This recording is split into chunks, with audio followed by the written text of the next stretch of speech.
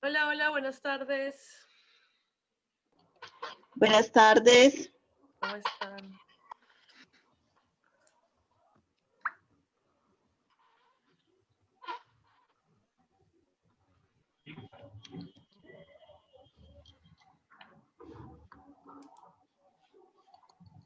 Acerca de cómo desde una perspectiva feminista es tan importante tener claro el concepto de trabajo en sus diferentes dimensiones, ¿sí?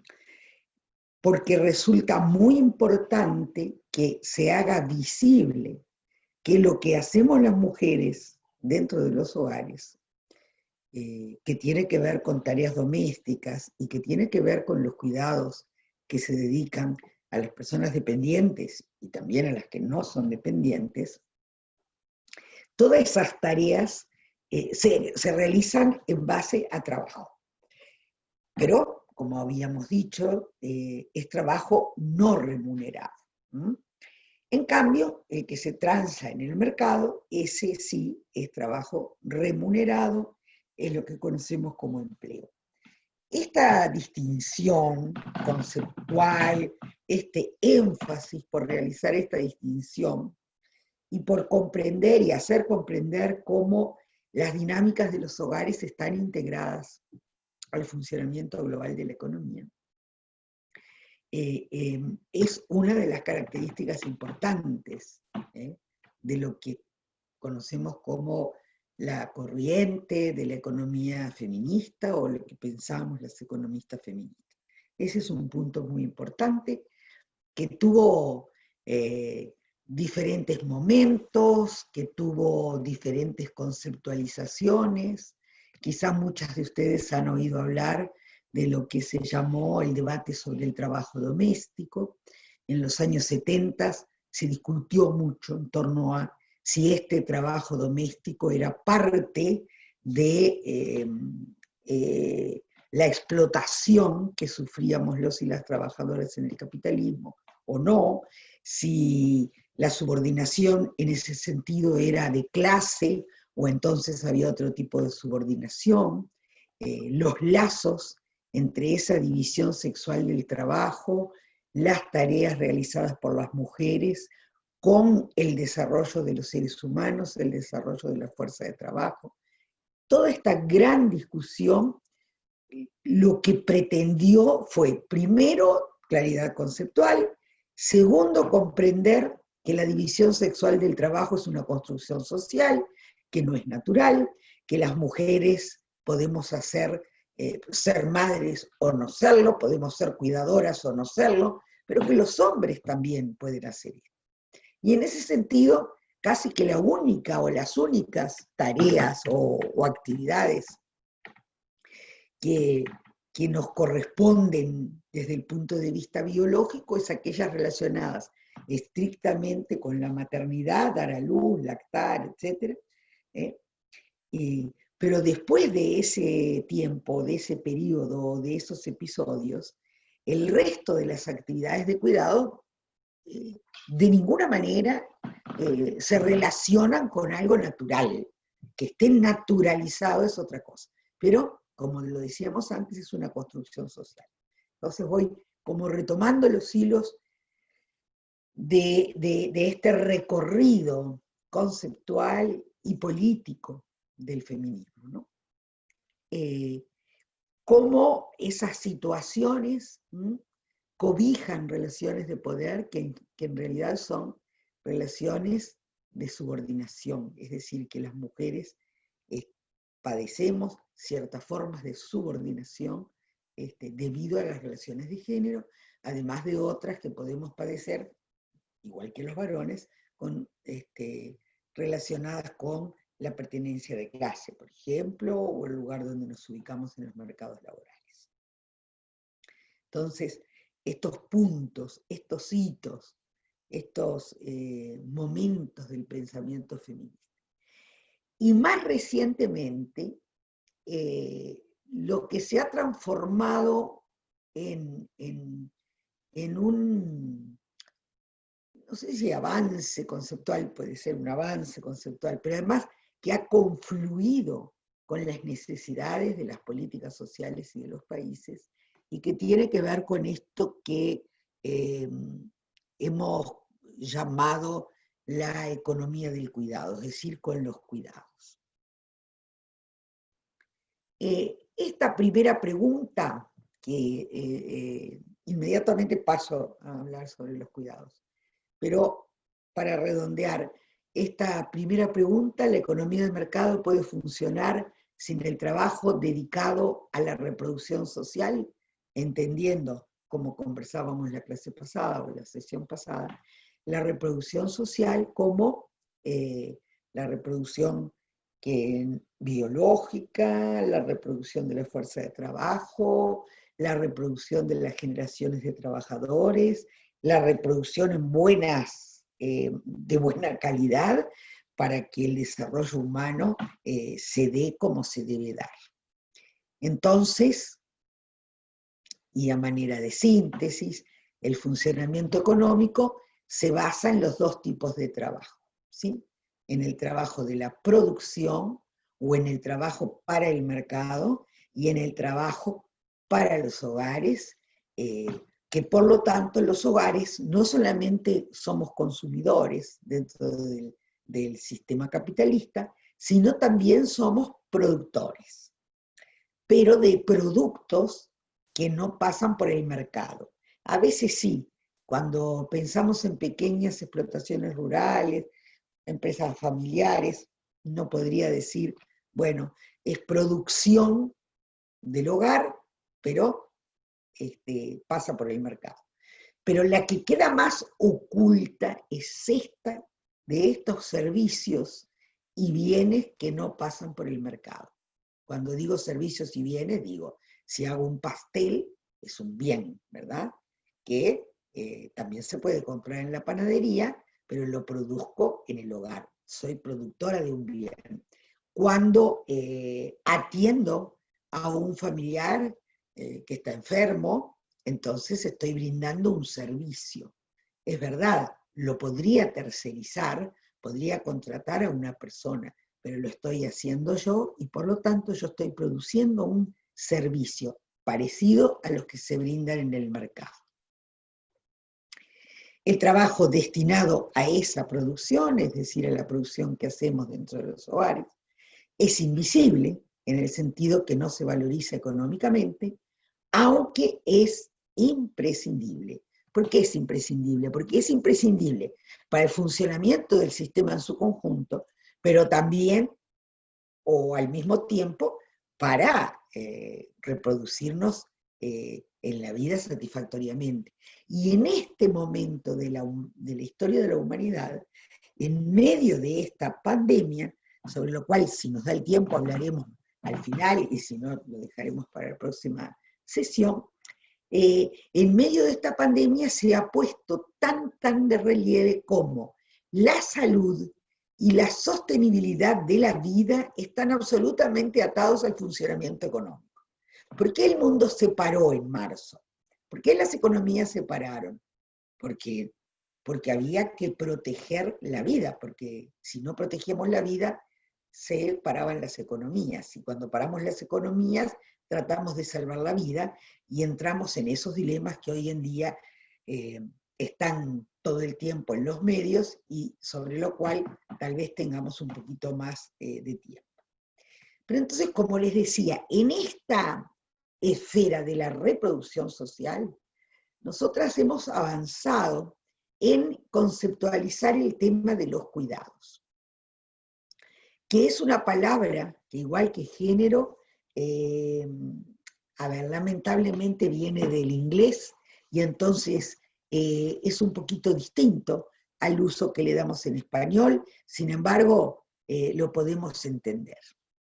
¿Qué entendemos por cuidados? Entonces yo tomo aquí una definición de la CEPAL, de 2010 que dice: todo lo que hacemos para mantener, continuar y reparar nuestro mundo, de manera que podamos vivir en él tan bien como sea posible.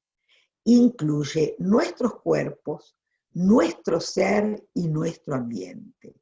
Todo lo cual buscamos para entretejer una compleja red de sostenimiento de la vida. Es decir, finalmente, el sentido de todo esto, ¿cuál es?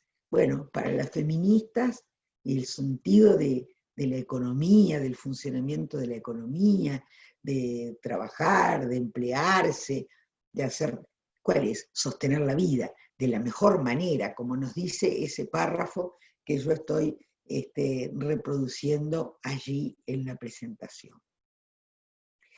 Y me gustaría señalar, y lo dice abajo, que no solamente porque yo decía que con esta conceptualización respecto de los cuidados hemos confluido, convergido con las preocupaciones de los gobiernos, con preocupaciones que existen en América Latina y en el mundo, cuando nos hablan de la crisis de los cuidados.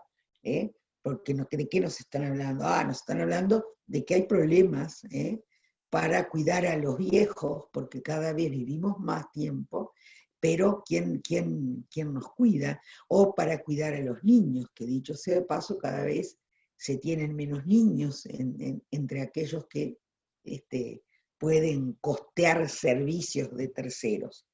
Pero hay una parte muy importante y que da cuenta de que los seres humanos somos absolutamente interdependientes. Es decir, que no existen las personas absolutamente autosuficientes. Por lo tanto, los cuidados incluyen también el autocuidado.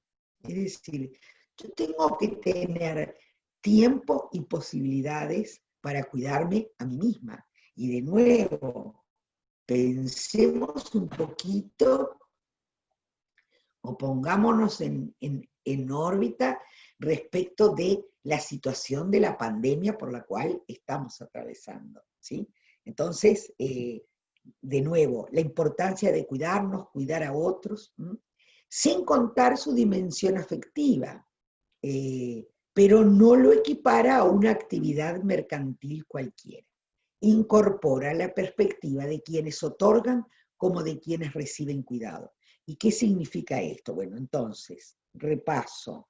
Hablamos de interdependencia, hablamos de cuidar a otros y de cuidarnos a nosotras mismas, hablamos que se trata de una actividad, pero no es cualquier actividad mercantil, porque cuando una niñera cuida a un niño, tiene que ser muy hábil, saber hacer, preparar una leche o una papilla o levantar al niño o hacerlo jugar, pero están involucrados aspectos afectivos en esas relaciones. Igual cuando se cuida un enfermo, cuando se cuida un anciano. Y la segunda cosa que es muy importante es incorporar la perspectiva de quienes otorgan como de quienes reciben cuidado. Y la de quienes otorgan cuidado es muy importante. Sobre todo, miren, en países como los latinoamericanos, donde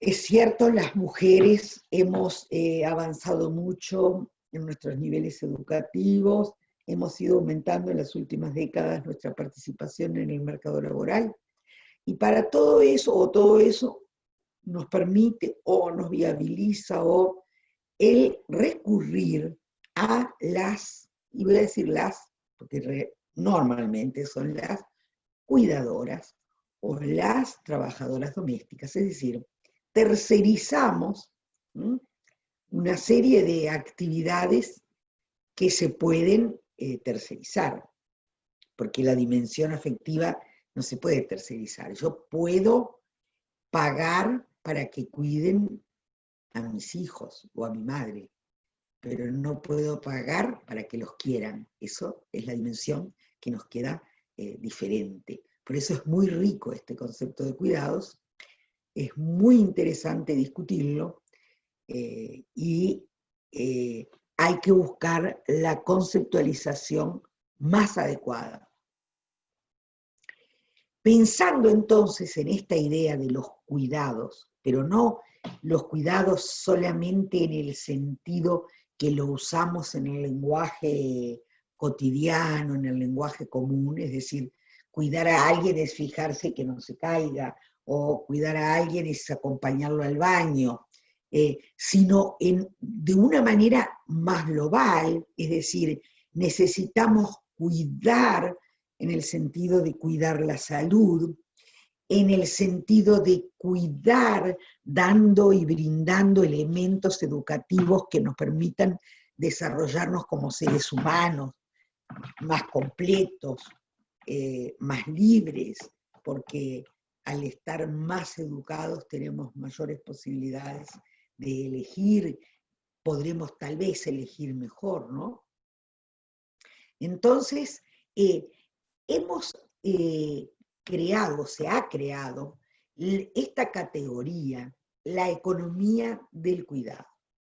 Y se entiende, por la economía del cuidado, un conjunto de actividades donde estamos enfatizando que se trata de actividades que están ligadas al funcionamiento de la economía y que tienen valor económico. Tienen otras dimensiones, como yo lo decía recién, la dimensión afectiva, por ejemplo. Por supuesto que sí, pero entonces ahora acá nos estamos ocupando. ¿Y por qué enfatizamos esto de economía? Porque hasta ahora todo eso era algo que pasaba, como en la naturaleza, como en el monte, cuando los animalitos se cuidan un poquito hasta que los cachorros pueden salir, ¿no? Entonces nosotras queremos mostrar que esto es algo que se ha construido y la economía del cuidado difiere, por lo tanto, en las distintas realidades, en las diferentes concepciones de la vida y de la organización de la reproducción social.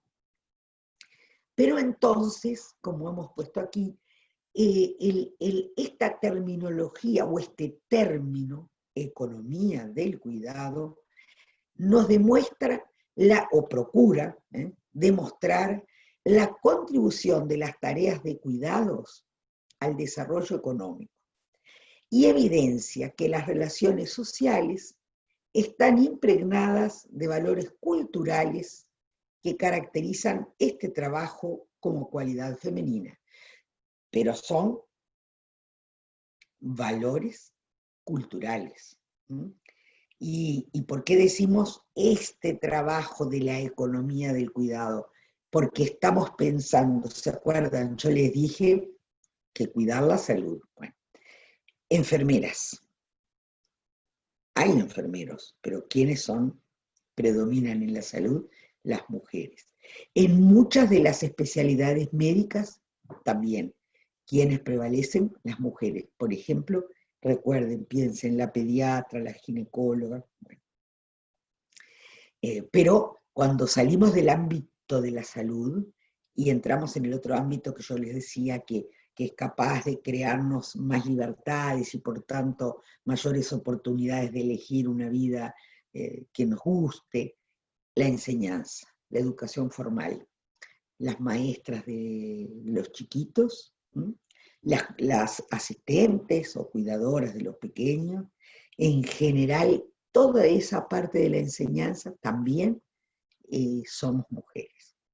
Las trabajadoras domésticas, las que hacen las tareas, también podemos decir las domésticas porque son el 99% mujeres.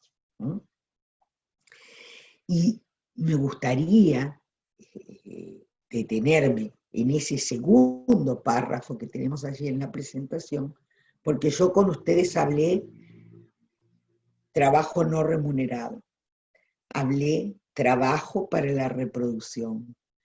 Cuando hablamos de economía del cuidado, ya nos estamos extendiendo un poco más y entonces ponemos el énfasis en el proceso de trabajo más que en el lugar de la producción.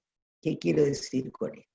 Cuando hablo de economía del cuidado, estoy pensando en todas aquellas actividades adentro del hogar, afuera del hogar, financiadas, reguladas o dirigidas por el sector público, dirigidas, gerenteadas por el sector privado, reguladas por el sector privado, y que están en la órbita de la enseñanza, de la salud, del entretenimiento. Todo eso puede ser público o privado, se hace en el mercado. Pero cosas muy similares, por eso hablamos de procesos de trabajo, también son las que hacemos en los hogares. ¿Qué quiero decir? Cuando yo, si soy abuela, cuido a mis nietos, no me pagan, porque lo hago por solidaridad, por amor, o por lo que sea, pero es el mismo tipo de trabajo que hace una niñera que cuide también a mis mismos nietos. Quiere decir, yo hablaba de la reproducción que se trabaja en los hogares, trabajo para la reproducción, en base a trabajo no remunerado.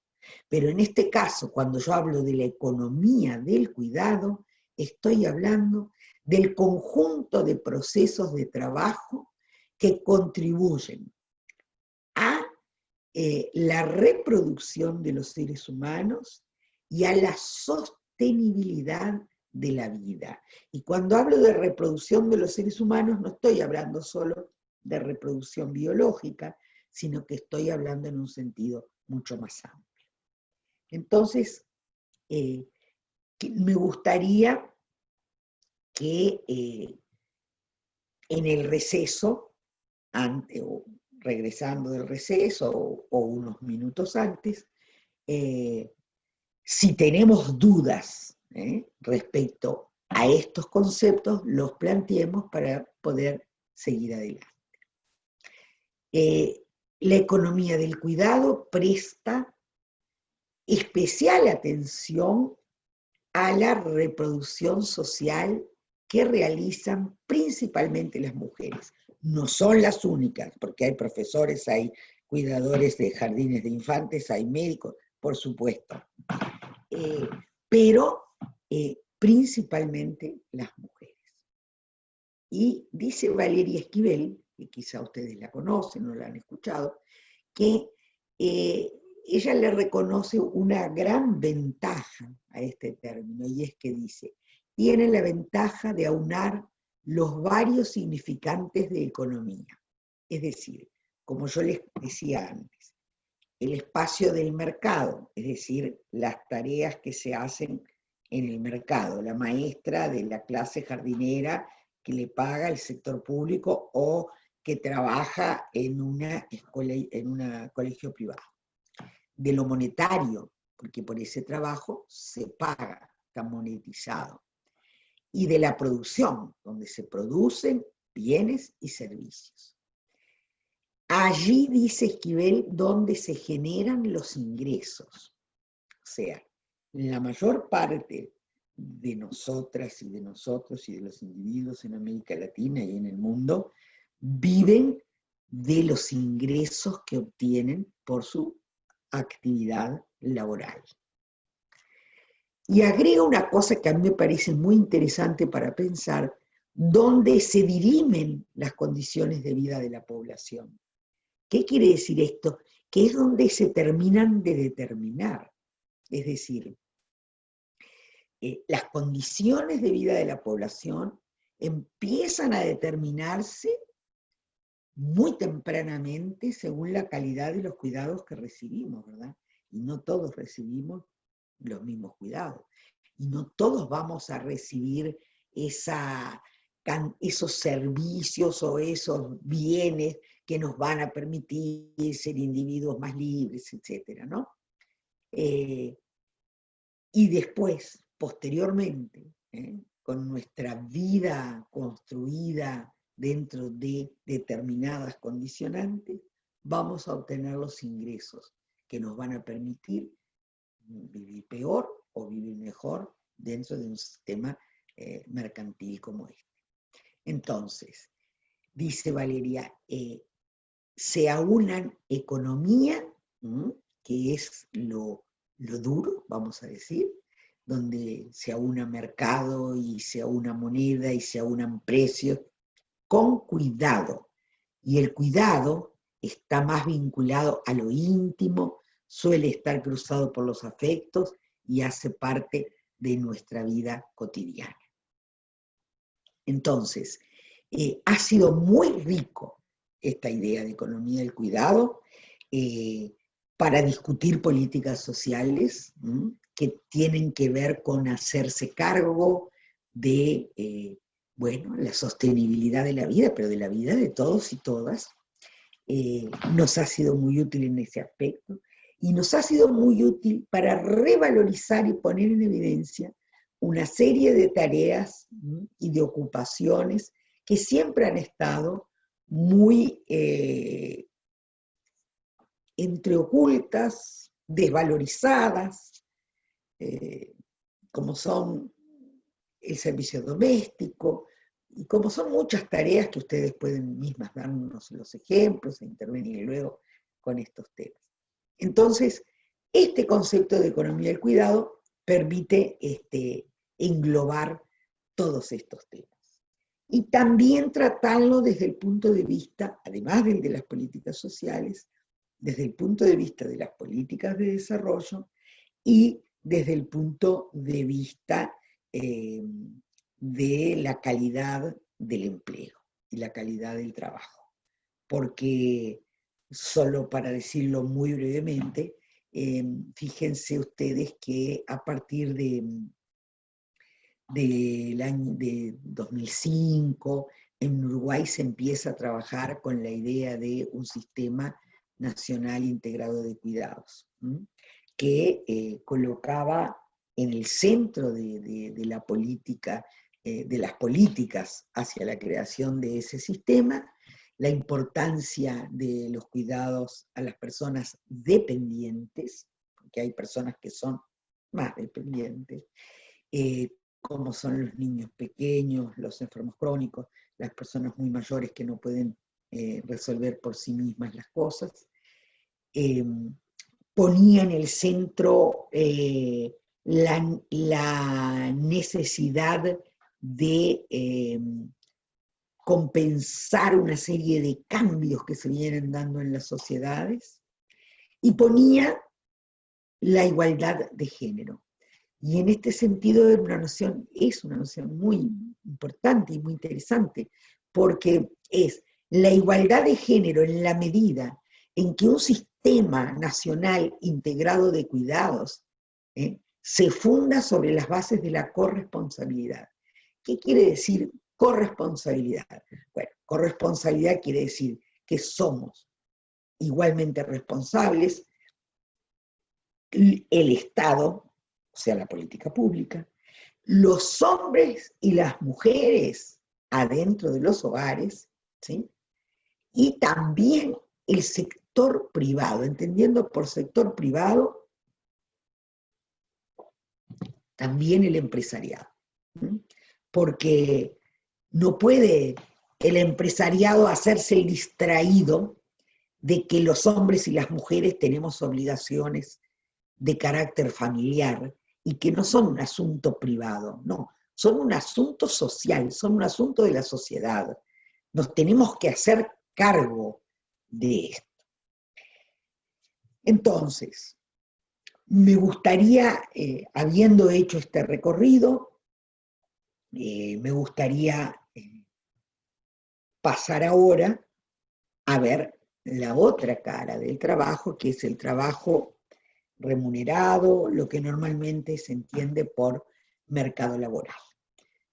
Pero también me gustaría que si alguien tiene dudas o preguntas o una reflexión en torno al conjunto de conceptos que hemos ido manejando, para no pasar al otro tema, lo podamos hacer ahora.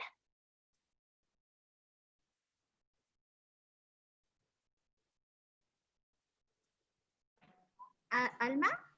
Adelante, ¿Sí? adelante. Gracias. Sí, yo tenía una duda, cuando ves también mi señal no estaba buena en ese momento, cuando tú señalaste que en los 70, digamos, había un debate sobre el tema de la economía sí, la economía del mercado, la división sexual del trabajo y estos conceptos, eh, ahí entendí que lo que se estaba planteando es que el trabajo remunerado, un poco la idea era que se valorice entonces, que sea remunerado, o sea, ubicarlo como no remunerado, un poco, bueno, no lo dijiste, pero entonces se puede entender que la demanda era que sea remunerado.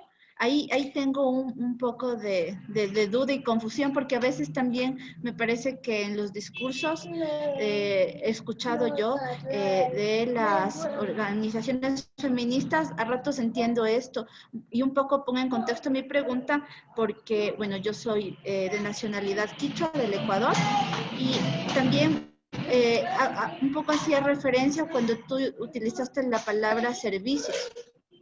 Entonces, nosotros no podemos, digamos, no sé si tiene algo que ver, pero cuando dicen servicios ambientales, entonces como no podemos entender que, o sea, o mejor dicho, entendemos que cuando lo ponen así, inmediatamente está al servicio del capitalismo, porque para nosotros eso no es un servicio como tal, sino obviamente tenemos otra relación con la naturaleza que no la entendemos como un servicio. Entonces, ahí tengo una confusión en torno a los conceptos. Muchas gracias, si me los puedes aclarar. Me parece muy bien. Otra pregunta. A ver, un momentito, que voy solo, porque necesito un lápiz. Sí, ya está, sí. Ah, ok. Alma, otra pregunta es, ¿cuál es la tendencia entre las salidas o remuneración al trabajo no remunerado o la corresponsabilidad? Bueno, si les parece entonces, muy importante la duda o comentario que planteaba, creo que Katy, con relación al debate. Miren, cuando se inicia este debate sobre el trabajo doméstico, por ejemplo, en los 60, en los años 60 en Estados Unidos, se comenzaron las feministas a pensar que el origen de la subordinación de las mujeres estaba precisamente en el hecho de tener esta ocupación de ama de casa de manera tan excluyente. Por otra parte, en Europa y otras economistas comienzan a discutir y a conformar esto que se llamó el debate sobre el trabajo doméstico, que lo que buscaba mediante conceptos de marxistas, es decir, que estaban en el paradigma marxista, se empieza a discutir, bueno, si es trabajo, si no es trabajo, cómo opera con relación a la plusvalía, a la ganancia de los capitalistas. Y entonces la discusión más bien se empieza a dar en términos de si el trabajo doméstico no remunerado era también un problema de explotación capitalista, es decir, por parte de los capitalistas. Esto se discutió mucho y se llegó a la conclusión, entre la mayor parte de quienes participaron en este debate, que eso era simplificar demasiado. Es decir, que había un beneficio para el capitalista de ese trabajo que nosotras hacíamos sin cobrar, sin que tuviera un valor económico, pero también había un beneficio por parte de los varones que no tenían que hacerse cargo, y había un beneficio de distintos sectores de privilegios en la medida en que hacernos cargo completamente de esa actividad nos impedía desarrollar actividades sociales, políticas, etc. De manera entonces que en ese momento no se da la discusión que planteaba Katy de si ese trabajo tiene que ser remunerado o no remunerado. En mi opinión, y ya lo junto con la segunda intervención, el trabajo de las mujeres y los hombres, justamente, ¿no? Es decir, el trabajo doméstico y de cuidados intrafamiliar, debería basarse en la corresponsabilidad. Yo no veo que la solución sea pagarle a las mujeres por realizar ese trabajo. En cambio, cuando hablo de corresponsabilidad, digo, hay muchos agentes que se benefician o que requieren de estas actividades y de estos trabajos para que la vida se desarrolle. Entonces, corresponsabilidad quiere decir distribuir el trabajo entre varones y mujeres. Quiere decir que el Estado brinde los servicios necesarios para que las mujeres y los hombres podamos elegir cómo y cuánto tiempo dedicamos a los cuidados y cómo y cuánto tiempo dedicamos al trabajo para el mercado o a la profesión o a lo que como ustedes gusten llamar. Entonces yo lo veo por ahí. Con respecto a lo que la compañera decía, yo creo que cuando yo hablo de servicios, no, ella lo ató a servicios ambientales, pero me estoy refiriendo, cuando hablo de un servicio, a lo que normalmente se consideran los servicios dentro de el diagrama de la economía, a todo lo que no es producción de bienes. ¿Qué quiere decir? Bueno, se pueden producir zapatos, telas, mesas, computadoras. Estos son bienes. Pero puedo producir servicios, y esos servicios son dar clase, curar a las personas, operar, ser enfermera, ¿se entiende? Por ahí, entonces, creo que tomé los dos comentarios. Si hubiera algún comentario más, pero de este estilo, que nos permita aclarar dudas o algo así.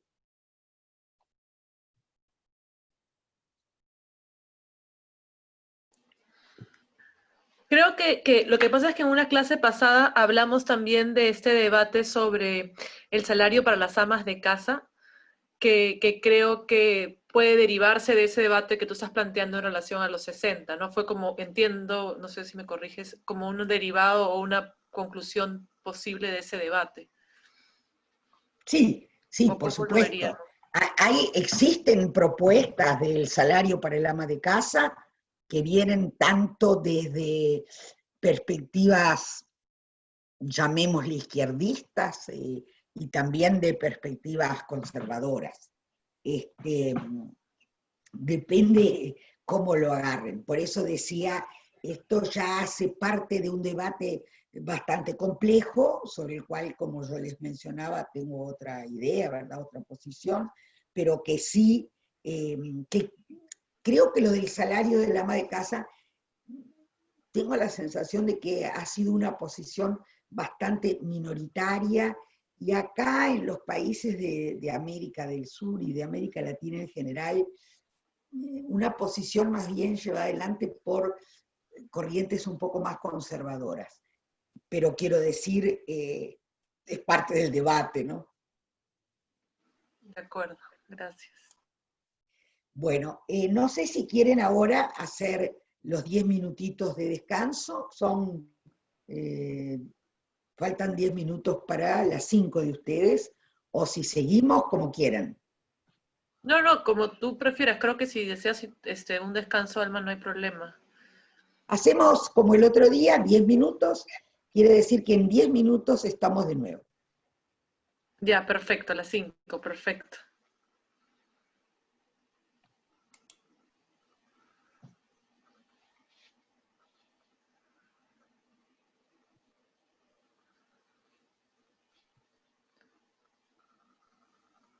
por ejemplo, cuando hay un sendero en el campo, ¿no? Una brecha es como si dijéramos una carretera entre medio de los indicadores de participación laboral de hombres y mujeres.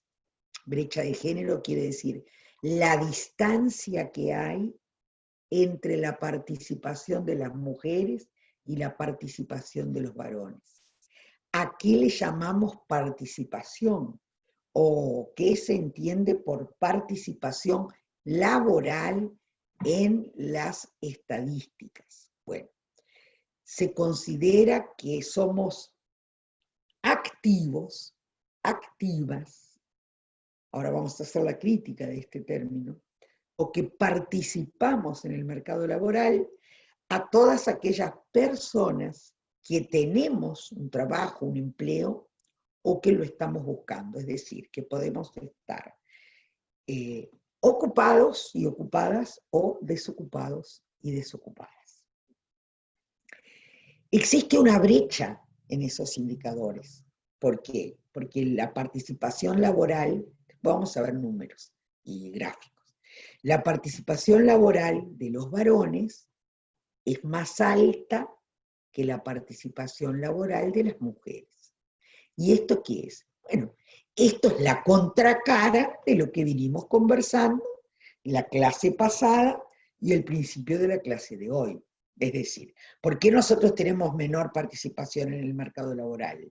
Bueno, porque alguien tiene que ocuparse de todo lo demás de la vida, y como la sociedad culturalmente, ¿no?, y socialmente, históricamente, le ha atribuido esa tarea a las mujeres, entonces nosotras seguimos asociadas simbólicamente y en la práctica a las tareas del hogar, a las tareas domésticas y de cuidados, como dijimos antes. Entonces tenemos menos posibilidades de trabajar por un ingreso, con todo lo que eso acarrea para nuestra vida en un sistema capitalista.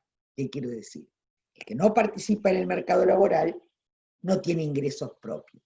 El que no tiene ingresos propios está subordinado o subordinada a la persona que nos provee de los ingresos, porque en este tipo de sociedad, si uno no tiene dinero, no come. Si uno no tiene dinero, no tiene casa. Entonces, la autonomía personal, la independencia de las mujeres se ve seriamente lesionada debido a esta brecha de género. Vamos marcando los términos para que si después tenemos dudas, se pregunte por los conceptos al final de la clase. Brechas de género, participación laboral, desocupación y ocupación. Por supuesto que en las últimas décadas todo eso se ha ido modificando, por necesidad a veces, y otras por cambios culturales. Las mujeres cada vez más estamos participando en el mercado laboral, y cada vez más tenemos la posibilidad de alcanzar empleos, y a veces buenos empleos. Porque hemos sido, es el caso de América Latina, que es un poco distinto a lo que ocurre en otra parte del mundo, hemos ido mejorando considerablemente nuestros niveles educativos. Luego dice ese tercer punto, otra idea, otro concepto, que igual no se preocupen, todo esto lo vamos a mirar detenidamente. Segregación ocupacional. Es aún prevalente. ¿Qué significa eso?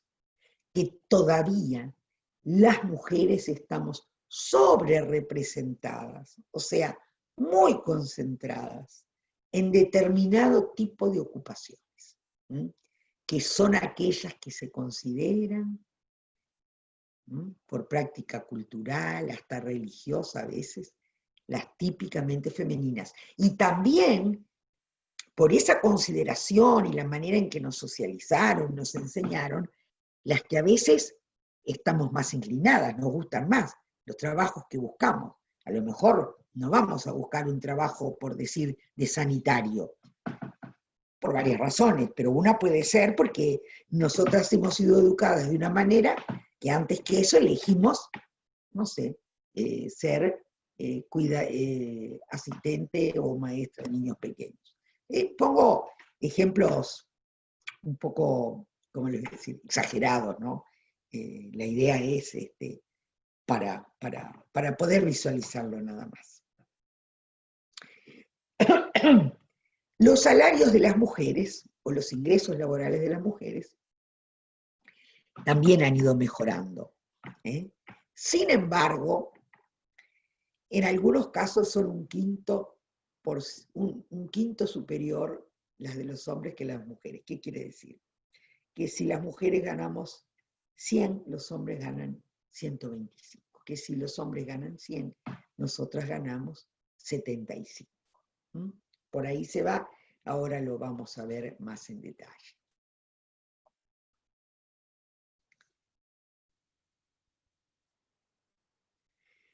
Esto que vemos acá es un diagrama, si alguien no entiende algo, se lo anota para que lo veamos después, que dice, lo primero de todo, población en edad de trabajar. La población en edad de trabajar es aquella población que tiene la edad que se determina oficialmente en cada país. Por ejemplo, en Uruguay la edad de trabajar es 14 y más.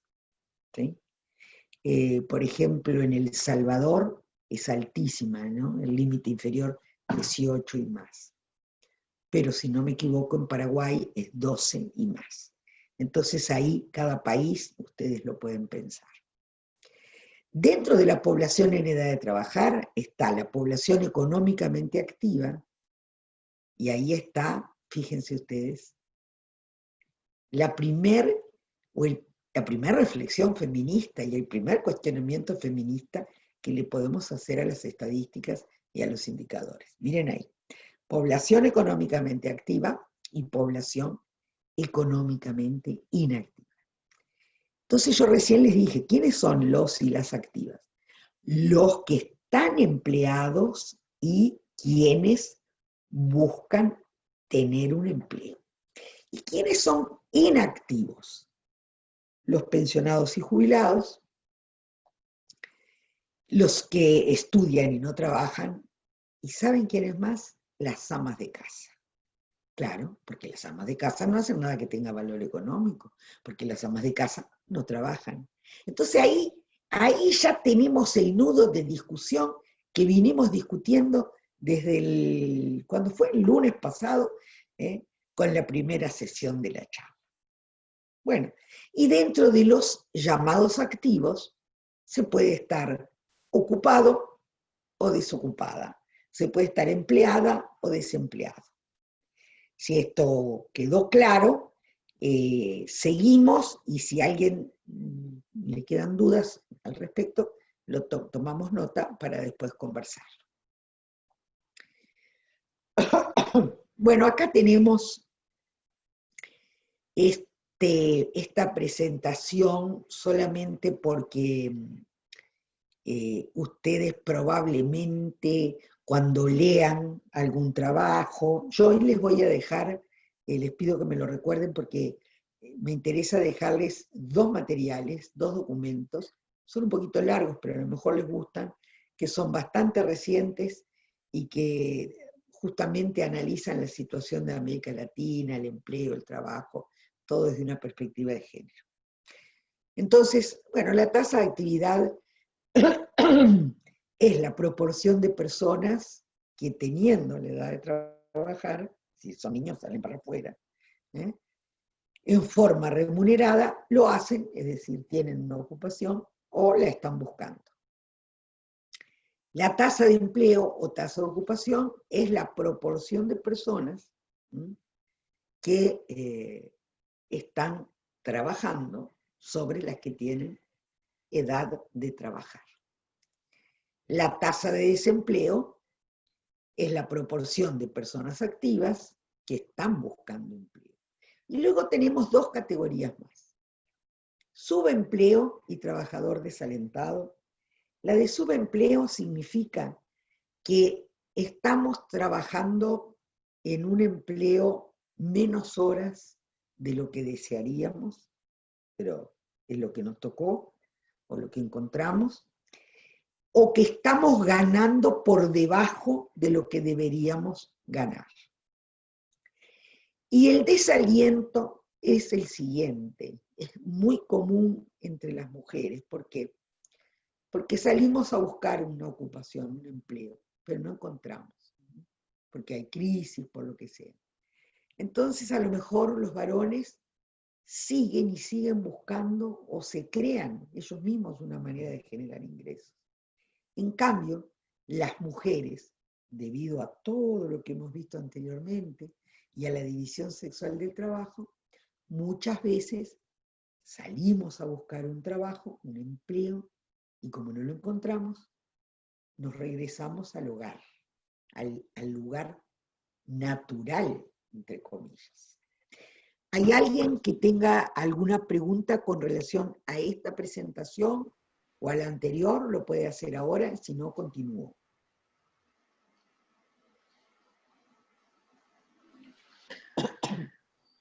No, los comentarios creo que van en otro sentido, entonces creo que quizás continuamos y de ahí hacemos las preguntas. Perfecto, muy bien. Entonces seguimos. Miren lo que tenemos acá.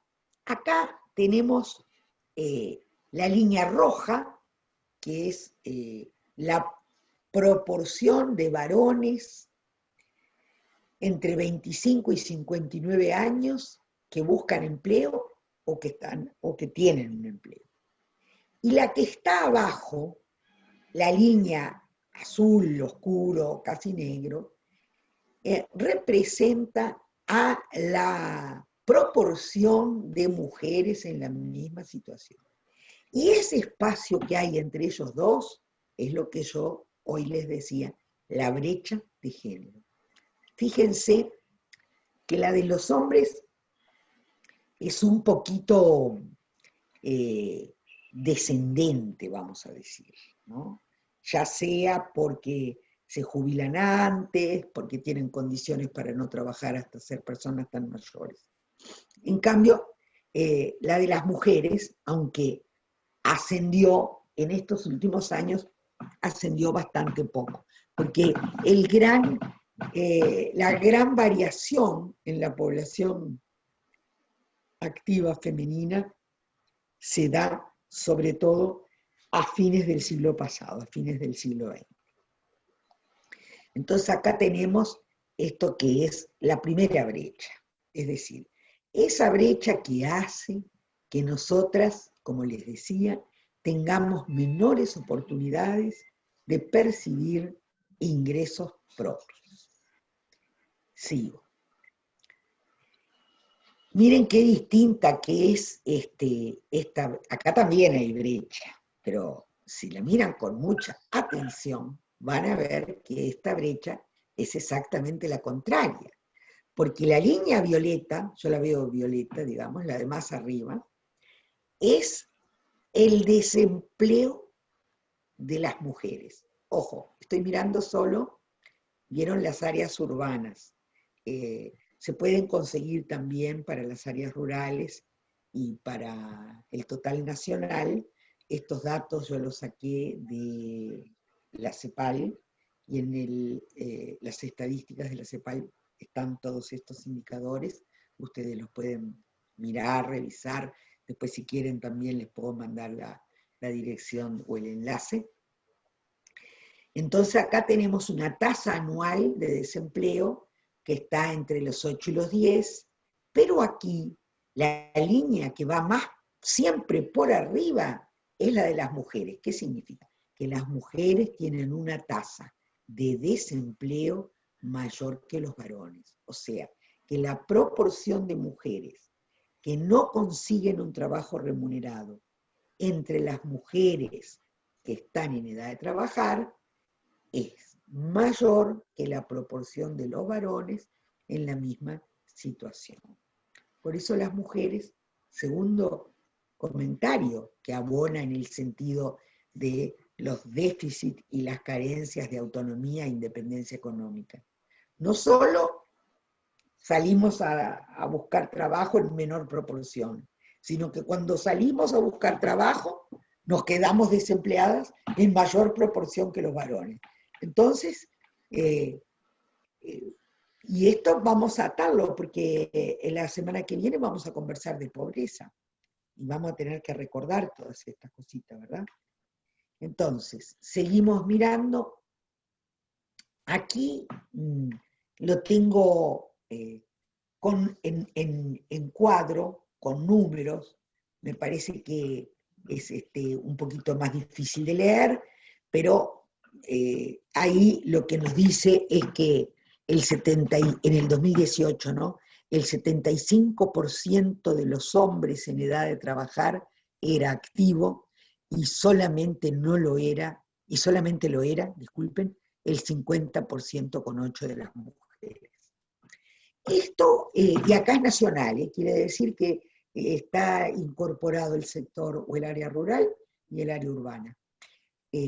Claro que acá hay pequeños movimientos, ¿no? ¿Qué quiere decir con esto? Que habrá países donde la participación femenina es bastante más alta, o la participación masculina es un poco menor. Aquí cada país va a tener su impronta. Acá tenemos en porcentajes la ocupación, para que ustedes vean, es nacional, de 2009 a 2019, la tasa media anual, América Latina y el Caribe, en un promedio, están en el 46,1% en el caso de las mujeres y 69,9% en el caso de los varones. Fíjense ustedes que también hay países que esas tasas cambian, ¿verdad? Pueden ser menores o mayores. Y también va a ser muy interesante y preocupante probablemente cuando miremos estos mismos indicadores para el año que está transcurriendo. Porque a raíz de la pandemia, pero más que de la pandemia, de las medidas de política pública que se han tomado para contrarrestar los contagios, habría que ver cómo evolucionan estas cifras. Seguimos mirando, y acá tenemos las tasas de desocupación, que están en el 18, estaban casi el 7% para los varones, pero ya casi el 10% para las mujeres. Y esto seguro que en la mayor parte de los países, hoy en día, es mucho mayor. Acá tenemos, este cuadro es más feo de ver, tampoco me doy mucha cuenta si lo pueden ver del todo, pero acá lo que tenemos es la categoría de asalariados y no asalariados. Los asalariados, por ejemplo, los asalariados públicos, si ustedes se fijan, siempre son una proporción mayor, las mujeres que los varones. Eso tiene relación en general con los niveles educativos, y en algunos países, voy a poner el caso de Uruguay, que es el que conozco mejor, y es que, por ejemplo, si bien los salarios públicos son menores que los salarios privados, pero en los empleos públicos se tienen una serie de beneficios sociales que a los efectos, ya sea de la maternidad o de los cuidados, son muy buscados por las mujeres. Luego tenemos, por ejemplo, me gustaría mirar entre los independientes. Ahí en algunos países tenemos más varones que mujeres, ahí hay que mirarlo. Y si miramos en el servicio doméstico, que es una tarea absolutamente femenina, vamos a mirar para el 2018, mientras tengo un 14,3% de mujeres, en cambio solo el 1% son varones, que suelen ser porteros, jardineros, es decir, están en otras categorías que no son exactamente las de cuidados y de trabajo doméstico. Bueno, acá tenemos el tema de los ingresos.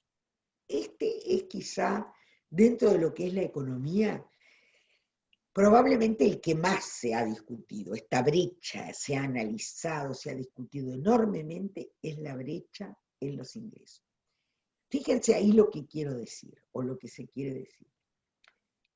La azul es el año 2010, y la naranjita es el año 2008. Como la naranja es más alta que el azul, esto nos da la idea, y ahora les explico bien, que cada vez la brecha entre los varones y las mujeres se acorta. ¿Por qué? ¿Qué quiere decir esto? Esto quiere decir así, que las mujeres, por ejemplo, en el total, en el año 2010, ganábamos, por cada 100 pesos que ganaban los varones, ganábamos 85,7, casi 86 pesos. En cambio, en el 2018, de cada 100 pesos que ganan los varones, nosotros ganamos 92 pesos. Seguimos ganando en promedio menos que los varones, pero estamos un poquito más cerca. Ahí podemos ver que, por ejemplo, entre las mujeres con 13 años y más de educación, es decir, las personas más educadas, en el año 2010 tenían una brecha mucho mayor al promedio. ¿Qué quiere decir? Que si yo miro por cada 100 pesos que ganaban en el 2010 los varones, las mujeres ganábamos 76,8, casi 77 pesos. Y en el 18, de cada 100 pesos que ganaban los varones, 83 pesos ganábamos las mujeres. Ahora, si ustedes miran y la comparan con las primeras barritas, las de que dicen total, van a ver que a mayor educación parece que la brecha es más grande, porque si ustedes miran, en el total, en el promedio total de las mujeres y los varones, las mujeres en el 18 ganábamos 92 pesos por cada 100 pesos que ganan los varones. En cambio, entre los que tenemos mayor nivel educativo, ganamos 83 pesos por cada 100 pesos que ganan los varones. Y esto también, tomen nota, es muy importante, porque quiere decir que si bien nosotras progresamos a medida que aumentamos nuestros niveles educativos, las brechas de género permanecen, y a veces permanecen mucho mayores que para el promedio. ¿A qué se deben estas brechas? Entonces ahí tenemos dos conceptos importantes. De nuevo, les reitero, si hay una duda o una cosa que no se comprendió, me lo hacen saber, que se les da la palabra, y vamos aclarando para que no se queden con interrogantes así fuertes o no comprendan algo desde ahora. Decimos que esas brechas se deben a dos asuntos. Uno es la discriminación. ¿Qué se entiende por discriminación en cualquier ámbito de la vida y también en lo económico? Un trato diferencial a personas que no son diferentes en algunos sentidos. Por ejemplo, un trato diferencial a las personas que tienen la misma productividad, o sea, que son igualmente productivas, trabajan en lo mismo, tienen los mismos años de estudio, etc., pero porque tienen distinto sexo, o por un problema de edad, o por un problema de raza, o porque viven en un distinto lugar. Y esto es discriminación, este trato diferencial, y una discriminación negativa, porque las personas pueden estudiar más para ganar más plata, ¿no? Una posibilidad. Pero no puedo cambiarme el sexo, no puedo cambiar la edad, no puedo cambiarme la raza. Es decir, hablamos de discriminación injusta. Porque también existe un trato diferencial, pero cuando hablamos de discriminación positiva. La discriminación positiva existe para compensar diferencias. Por eso, para ciertos empleos hay cupos para las personas trans, que siempre han sido demasiado excluidas. Hay cupo para las personas que tienen graves discapacidades. Eso es discriminación, pero eso es discriminación positiva. A lo otro que nos referimos es a la discriminación injusta. Es decir, cuando ante los mismos certificados, ante la misma experiencia, ante la misma preparación, se llama para llenar un puesto de trabajo y se le da prioridad a un hombre frente a una mujer. O a una mujer blanca sobre una mujer negra, o a un hombre blanco sobre un hombre negro. Por otro lado, existe lo que se conoce como segregación. La segregación refiere, hoy lo decía, ahora lo repetimos, lo tenemos anotado allí, la concentración desproporcionada de mujeres en ciertas ramas de actividad o tipos de ocupación. La segregación puede ser horizontal o vertical. Yo después voy a poner ejemplos, pero horizontal es cuando nos repartimos, por ejemplo, la mayoría de los personal de enfermería es femenino, ¿tá? Pero hay algunos varones. Eso es horizontal. Ahora, si yo digo, la mayoría de los jefes de los departamentos de enfermería son varones y la mayoría de las bases son mujeres, a esto le llamamos segregación vertical. También toman nota, si esto no queda del todo comprendido, así, por favor, después lo aclaramos. ¿Por qué la segregación la discriminación es causante de esas brechas? Por supuesto. ¿Por qué? Porque si yo le pago menos a una mujer que a un varón, porque no me gustan las mujeres, porque creo que son tontas, porque creo que no deben trabajar fuera del hogar, etc., estoy haciendo un acto de discriminación y le pago menos y eso hace la brecha de ingreso. De la misma manera, si no tomo mujeres en mi empresa, eso hace la brecha de ingreso. Pero existe la segregación. ¿Por qué? Porque a lo mejor para ciertas actividades solo tomo mujeres. ¿Por qué?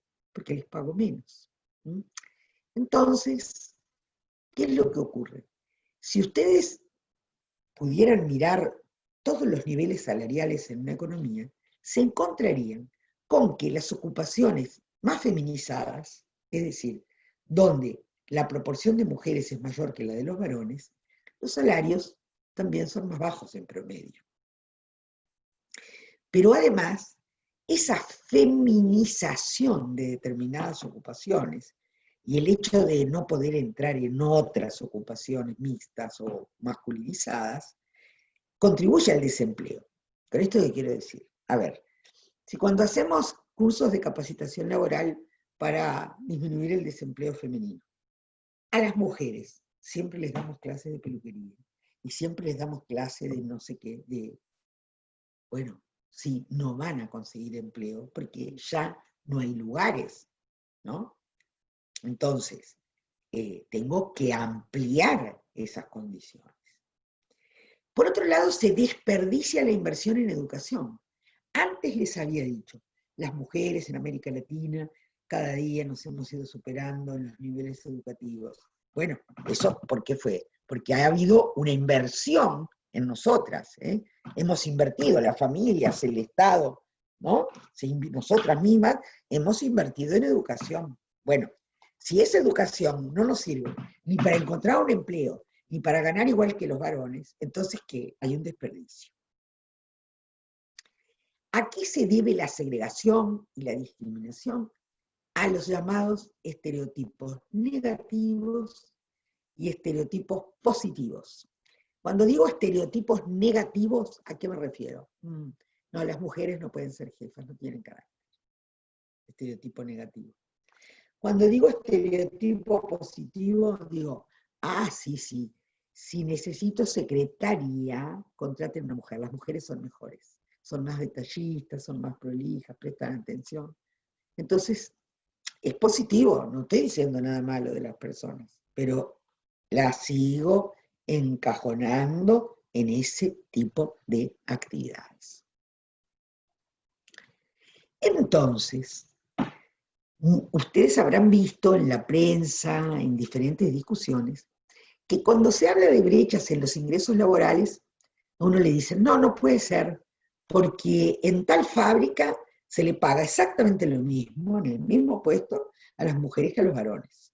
O los ministros de trabajo. No puede ser. Aquí se respeta la ley que dice que no puede haber discriminación. Puede ser. Todo eso puede ser. Pero ¿qué es lo que pasa? Que cuando uno hace investigaciones y hace los cálculos de cuáles son los factores que contribuyen a esas brechas, uno empieza a encontrar que no son observables.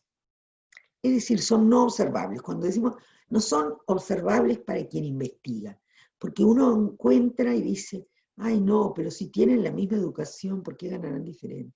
Pero si además de la misma educación tienen la misma experiencia, pero siguen ganando diferente en promedio. Bueno, voy a mirar dentro del mismo sector económico, la misma educación y la misma experiencia, siguen ganando diferente. Bueno, entonces voy buscando todos los factores que me ayuden a comprender, que me expliquen por qué los varones y las mujeres en promedio ganamos diferente. Y no lo encuentro. Entonces decimos que son factores no observables. Si son no observables, no los podemos medir. Como no los podemos medir en las discusiones, en los debates, ojo, tanto en el mundo sindical como en el mundo empresarial, siempre nos cuesta mucho demostrar eso, ¿no? Porque nos van a decir, no es así, no es de ese modo, en fin. Entonces, cuando empezamos a desbrozar esas diferencias, ¿de qué nos damos cuenta? Y nos damos cuenta de que las mujeres estamos segregadas en ocupaciones feminizadas, y que las ocupaciones feminizadas son menos valorizadas económicamente que las otras, y que entonces por eso, cuando calculamos los promedios, las mujeres siempre ganamos menos que los hombres. Y hay otros factores que ahora enseguida los vamos a mirar, y que ONU Mujeres en su informe de 2017, que a lo mejor algunas de ustedes o todas conocen, le ha llamado los fenómenos del techo de cristal, las escaleras rotas, los suelos pegajosos, que sirven para ayudarnos a explicar estas diferencias y las problemáticas en general. Yo tengo, bueno, a esta altura décadas de estudiar los mercados laborales, los factores de discriminación, qué es lo que explica todo eso, y estoy convencida, y así lo he encontrado, que la segregación es el factor principal que hace que las mujeres en promedio ganemos menos que los varones. Y lo tenemos en el ámbito de la salud, en el ámbito de la enseñanza, en todos los ámbitos, ya sea la segregación horizontal o la segregación vertical. Yo siempre pongo el ejemplo en la medicina, ¿no? Por ejemplo, las mujeres estudiamos medicina, muchas mujeres y cada vez más que hacen la carrera de medicina. Pero ¿cuál es el problema? ¿Quiénes son los que ganan más? Por ejemplo, los neurocirujanos, los cardiocirujanos. Entre esos profesionales, las mujeres son las menos. ¿Dónde abundamos las mujeres? Entre las pediatras. Ganamos menos que ellas. Bueno, entonces la segregación es importante. Después podemos, y ustedes anótense alguna otra pregunta o interrogante o comentario respecto a esto. Yo les quiero contar, y después les voy a mandar el documento, sobre este estudio que se hizo para Brasil, Colombia, Costa Rica, Ecuador, El Salvador, Guatemala, México y Uruguay, para el año 2000 al 2015. Y lo que hemos visto es que si bien cada vez las mujeres tendemos a trabajar más en el mercado, a estar más empleadas, sin embargo, sigue siendo alta la segregación. Es decir, entramos cada vez más al mercado laboral, pero nos vamos insertando en los mismos tipos de ocupaciones. Fíjense qué interesante esto.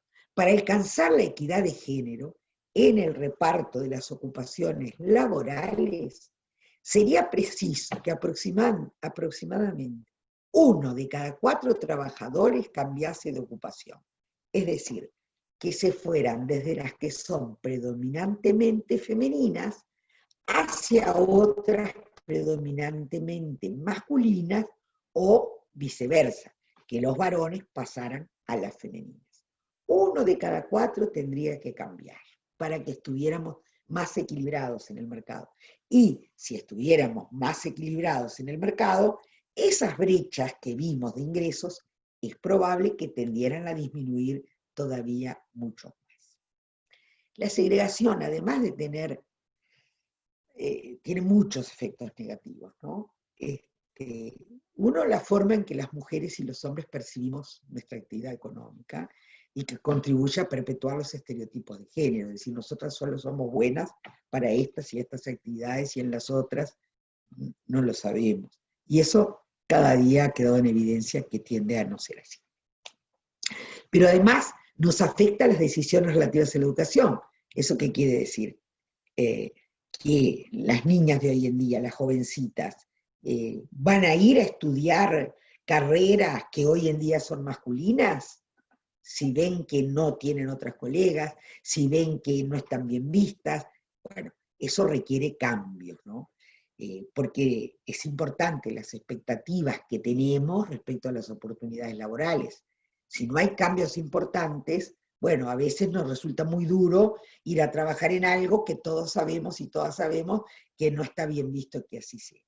Por lo tanto, limita las oportunidades de desarrollo profesional y le impone rigideces al funcionamiento del mercado laboral, ¿sí? ¿Por qué le impone rigideces? Porque se está eligiendo para cada puesto de trabajo a las mejores y a los mejores, o solamente se está eligiendo a trabajadores y trabajadoras en base a estereotipos que vienen de un pasado cultural, histórico, etc. Por otro lado, como yo decía, y yo tiendo a sostener que es una de las principales causas de las brechas salariales.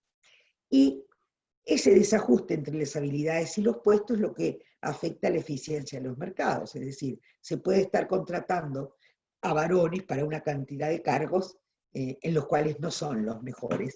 Sería mucho mejor emplear mujeres, pero como por prejuicios no se hace, entonces se vuelve la cosa más ineficiente. Acá tenemos la cuestión de la segregación vertical, el llamado techo de cristal. Quiere decir que son los factores que frenan el desarrollo de las trayectorias laborales, porque ¿qué es lo que pasa? Si siempre voy a estar sometida a la idea de que lo más importante para una mujer es hacerse cargo del hogar, del trabajo doméstico y de cuidados, entonces no voy a tener espacio para poder competir en una carrera laboral. Entonces voy a estar ante situaciones que no son de igualdad de oportunidades. Y muchos de esos factores tienen que ver con la discriminación que hablábamos, con el acoso, pero también por factores personales, porque no me siento bien dedicándome a algo donde sufro, digamos, la percepción negativa del resto de la sociedad y de mi familia. Entonces, necesito un marco de políticas favorable, ¿no?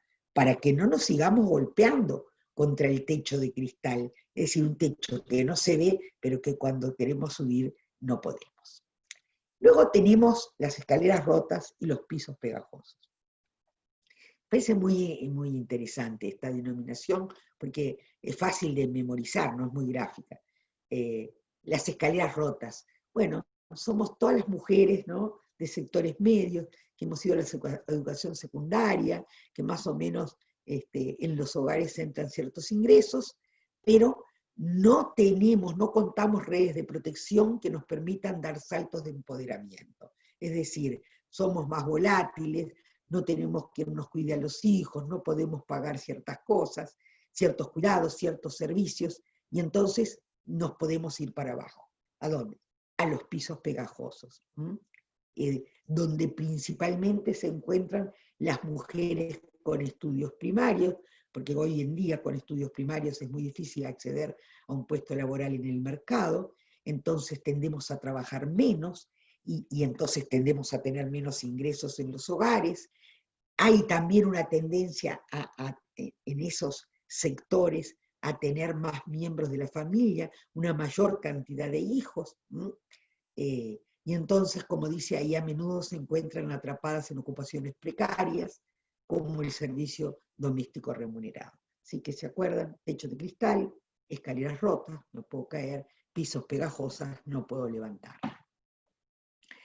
Entonces se requiere de un cambio cultural que trasciende al mundo del trabajo, o sea, erradicar los estereotipos, la discriminación, los hijos inconscientes, todas las formas de violencia y acoso, y en general los privilegios que limitan la consecución de una sociedad con mayor igualdad de oportunidades.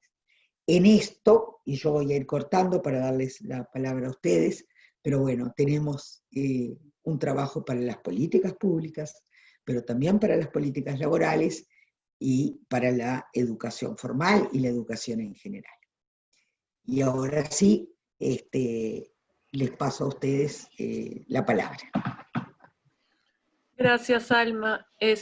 Ahí yo he visto algunas preguntas en el chat, no sé si comienzo con eso o alguna quiera tomar la palabra brevemente. A ver, alguien pregunta sobre el relacionar los conceptos de empleo con empleo formal, empleo adecuado, así como los conceptos de desempleo con empleo informal y empleo no adecuado, si se tratan simplemente de sinónimos. Preguntan sobre la brecha salarial. Alguien plantea que una vez le dijeron que en la carrera docente, digamos, en el sector de la educación, no existían brechas salariales, ¿no?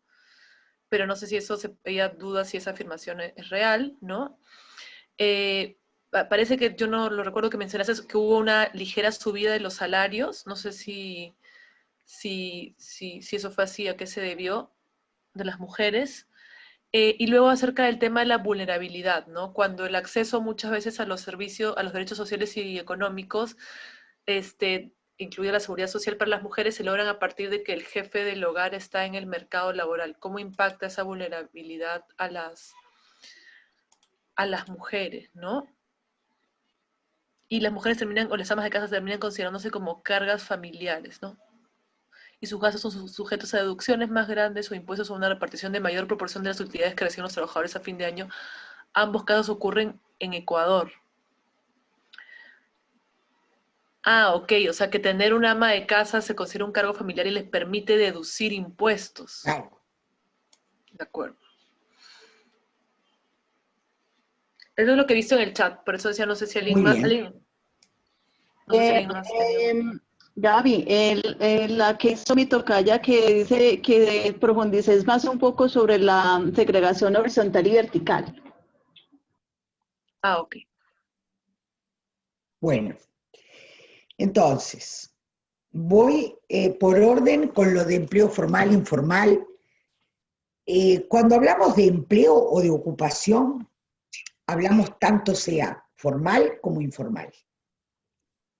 Las propias definiciones de informal y formal han ido cambiando con el transcurso del tiempo.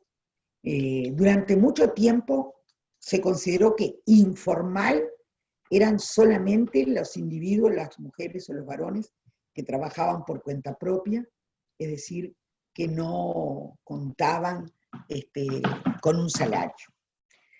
En el presente se considera que son informales todas aquellas ocupadas y ocupados que no tengan registro en la seguridad social, que puede ser ya sea un cuentapropista, pero también un asalariado que trabaja, como en algunos países dicen, en negro o fuera de nómina, es decir, distintos.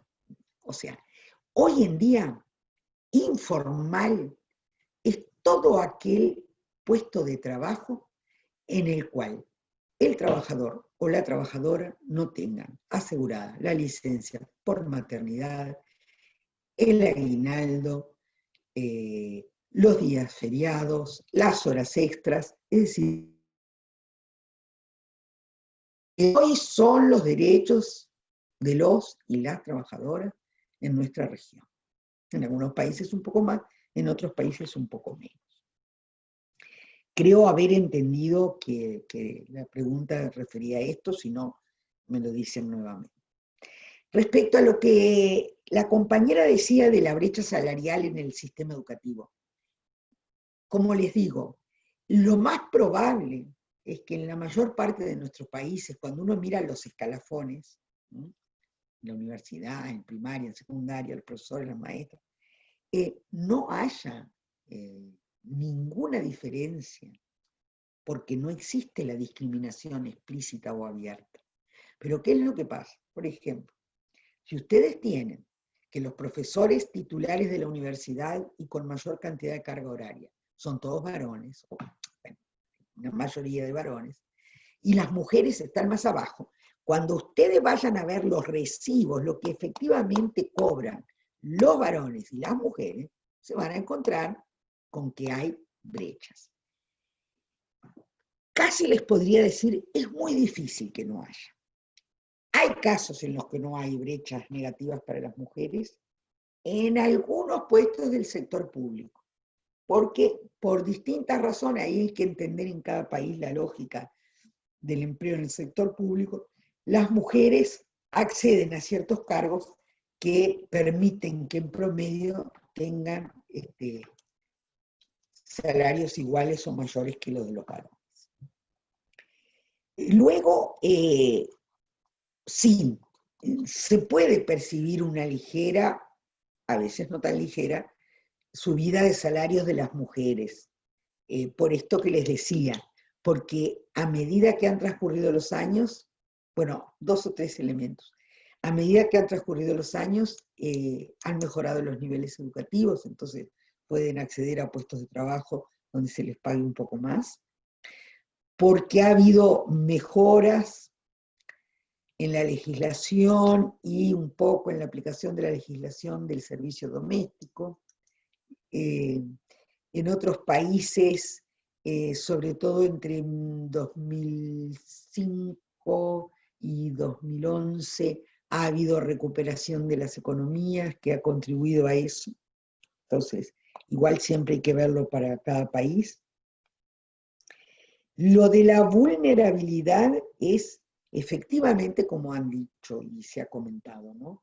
Hay una extraordinaria vulnerabilidad ante la pobreza, ante las crisis, porque cuando no se, es lo que yo refería al principio, ¿no? Hay una falta de ingresos propios, hay un no derecho a la seguridad social y a la protección social, eso es grave, incluso puede ser un no derecho a la salud. ¿Por qué? Porque como los derechos de atención a la salud en muchos países o de protección social se adquieren a través del hombre trabajador, entonces las mujeres aparecen como carga, como dependencia. Es interesante, ese es un elemento muy interesante para discutir y sobre todo para colocar el tema de la necesaria extensión de la protección social en nuestra región. Y finalmente, el tema de la segregación horizontal y vertical. Cuando hablamos de segregación horizontal, estamos hablando de la segregación o de la concentración en determinadas actividades. Por ejemplo, las mujeres en casi todos los países de la región y del mundo estamos con una concentración mayor en el sector de la enseñanza y en el sector de la salud. Esa es la horizontal. O si vas a una industria, las industrias manufactureras, vas a encontrar o van a encontrar que tenés una concentración más alta en la industria textil o del vestido, ¿sí? Frente a la industria metalúrgica, para decirlo. Cuando hablo de segregación vertical, así las palabras, ¿no? Acá arriba tengo los puestos mejor pagados, los puestos más prestigiosos. Estos son generalmente, proporcionalmente, más varones que mujeres. y las mujeres las tengo en la base de la pirámide. Y esta es la segregación vertical. No sé si fui respondiendo y aclarando los diferentes comentarios e interrogantes, Gaby. Sí, totalmente, totalmente. Y estamos sobre la hora, creo. Solo te comprometo a lo de que mencionábamos de la pensión para las mujeres amas de casa que dijimos, ¿no? Quizás se puede Sí, vincular sí. a lo último.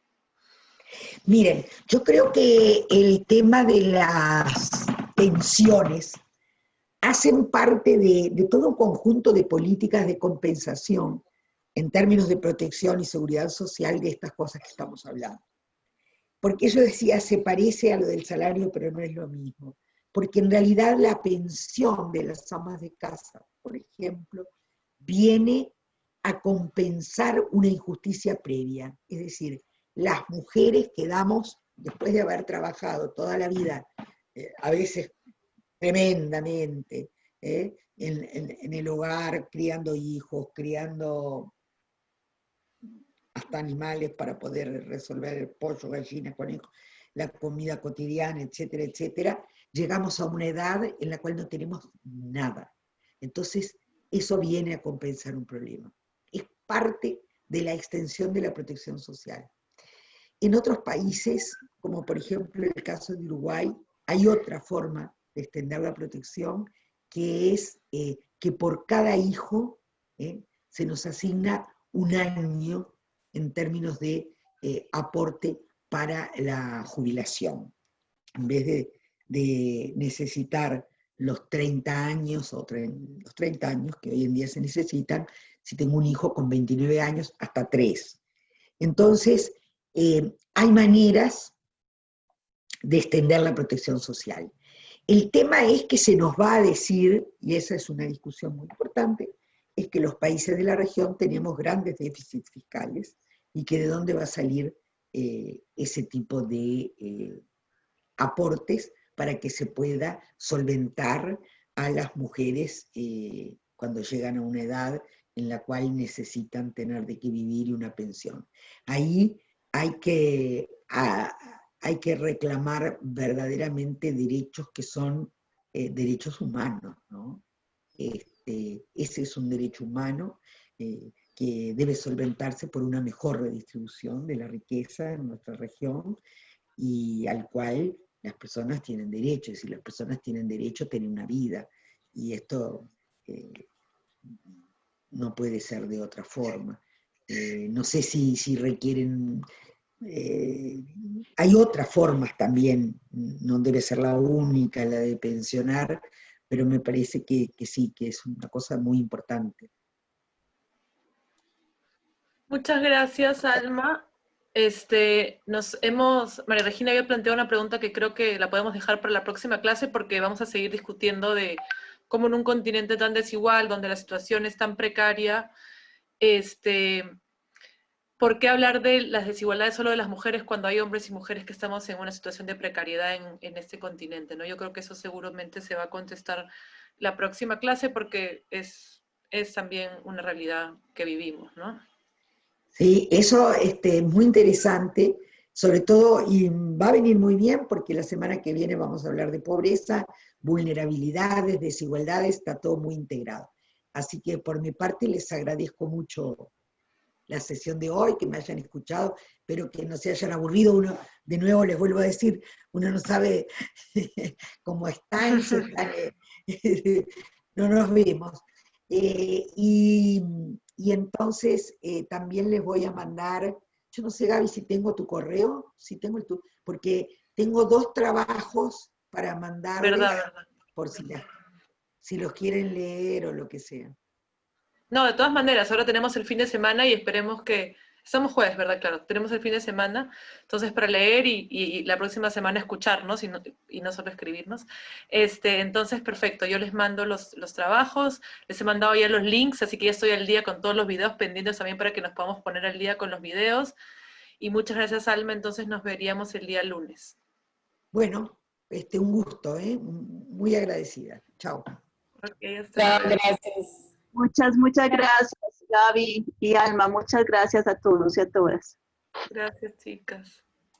Muchas gracias.